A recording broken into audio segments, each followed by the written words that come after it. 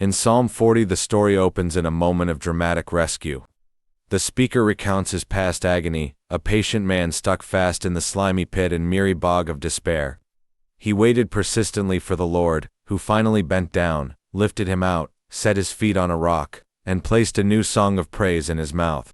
Triumphant and grateful, he declares that obedience and delight in God's will are far greater than mere ritual sacrifices. However, the mood darkens swiftly in Psalm 41. Despite his devotion, he is struck by a severe illness. His greatest pain is not the sickness itself, but the chilling realization of betrayal. Even his closest, most trusted friend, the one who shared his bread at his table, has now lifted his heel against him, whispering malicious lies and eagerly waiting for his demise. The triumphant worshipper is now the vulnerable victim, praying for healing so he can repay his enemies justly, a bitter plea for vindication. Psalm 42 shifts to a spiritual desert. Like a deer panting desperately for water in a dry land, the speaker's soul thirsts for the living God. He is far from the joyous processions and public worship he once led. Now surrounded by the taunts of enemies who mock, "Where is your God?"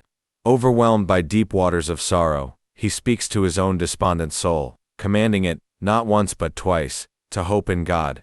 His tears are his food, yet he resolves to fight through the waves of despair, clinging to the memory of God's past love. Today's takeaway: even after experiencing a mighty deliverance, the believer must constantly preach God's faithfulness to their soul when trials, betrayal, and spiritual dryness lead to deep despondency. Subscribe.